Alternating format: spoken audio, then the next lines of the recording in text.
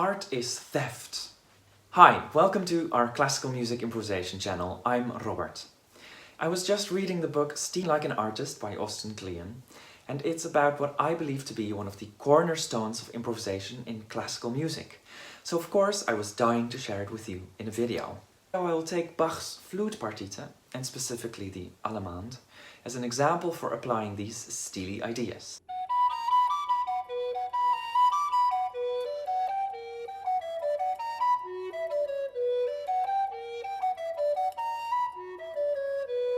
And let me also steal a little moment of your time here to say, if you like our videos, please subscribe to our channel, and if you really want to support us on Patreon for a little amount of money per month. That'll help us a lot. Thanks. When we try to improvise in a style, something that we do a lot with the scroll ensemble, we have to define that style. How do you know whether you're improvising in a classical music style or a rock music style? Or within classical music, how do you know it's Baroque? Or French Baroque, or German Baroque, or even in the style of the Baroque composer Bach? I won't open the can of worms discussion of whether this is even possible at all, rather talk about one of the ways that one might approach this, assuming it is possible, by stealing. Now, stealing is often frowned upon. Oh, that artist stole that song from so-and-so, or that artist doesn't make any original material. But many artists swear by the need for stealing. Kleon writes about this wonderfully. Plagiarism is trying to pass someone else's work off as your own, and copying is about reverse engineering, like a mechanic taking a car apart to see how it works. One fascinating thing about stealing is that it is very much part of our legacy in classical music. Chorale melodies were stolen from popular songs in the day. Chansons were used as a basis for the music for an entire mass, or for virtuoso displays of soloists. Bach stole from Vivaldi, Beethoven from Bach and Mozart, and we probably all know that video of all the pop songs based on Pachelbel's canon. Well, for classical music we could do something similar. But there's so much musical history, so many favorites. What to do? Telemann wrote like, how many pieces again? So Kleon suggests to pick one of your heroes and to start stealing from them. Get to know everything about them and their work. The great artists from the past can't refuse you as their students. He suggests their lesson plans are in their artwork. Of course, that needs a little bit of unpacking. Check out this playlist in which we help you steal from artists from the past. If you're just starting off, just pick one piece and then see what you like about that. Do you like that kind of piece? And are you curious about other composers doing similar things? Or do you like the composer and want to know more different types of pieces? Do you want to browse through time and space and just pick something else altogether? All of this is totally fine. The imperative is get started. So let's try to steal some ideas from Bach's Allemande.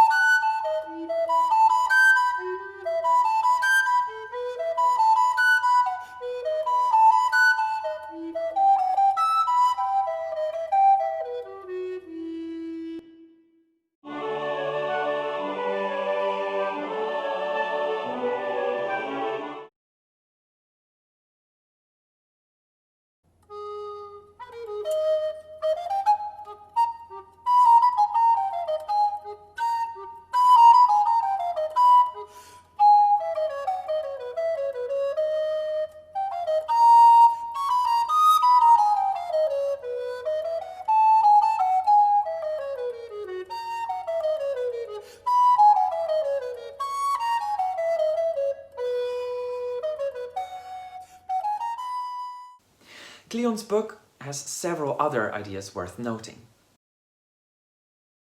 The lead singer of the band Deer Hunter would record a fake version of his favorite artist's next album, which wasn't out yet by then. And then later on he would compare. Most songs were of course completely different, and interestingly eventually became his own band's music. So what would Bach's next flute partita sound like? Would he use the same type of movements, but just very differently? Or maybe we could use the B minor violin partita as a starting point, which has similar movements, but it adds doubles for each movement.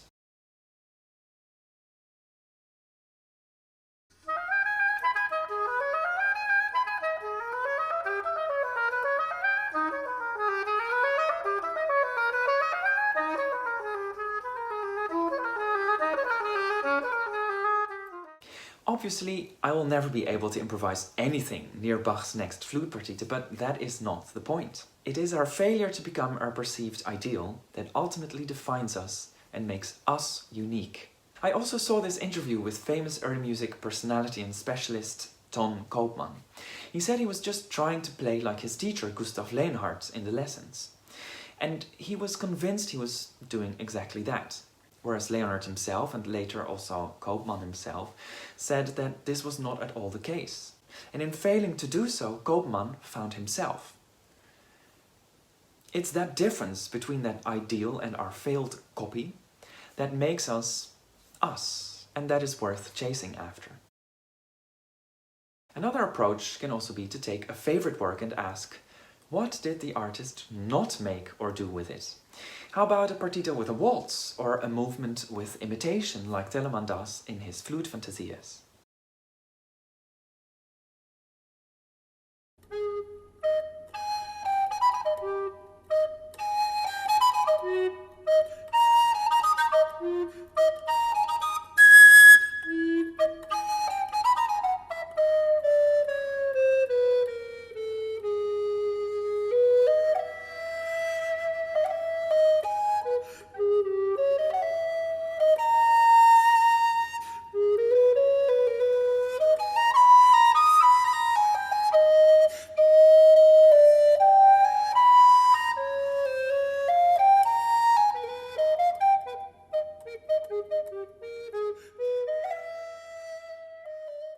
If you copy from one author, it's plagiarism. From many, it's research.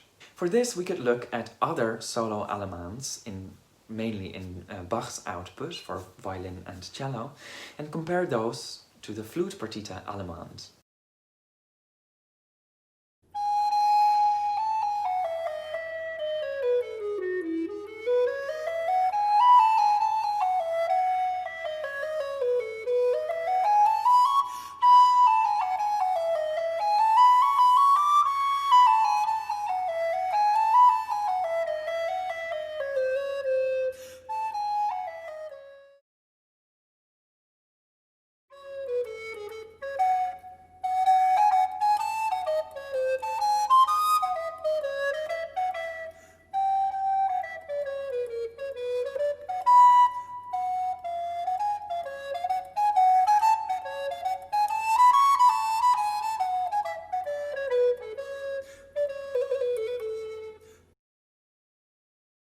For this improvisation, I also tried a typical AABB form, which means that I try to repeat what I improvised myself before.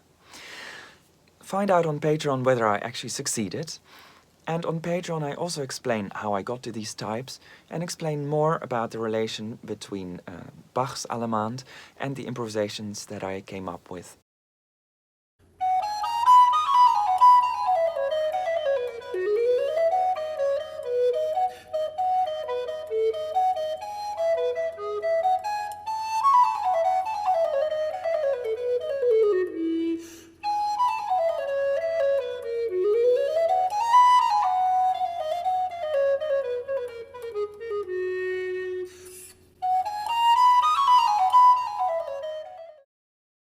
A question from the book I love, but I haven't tried it myself yet.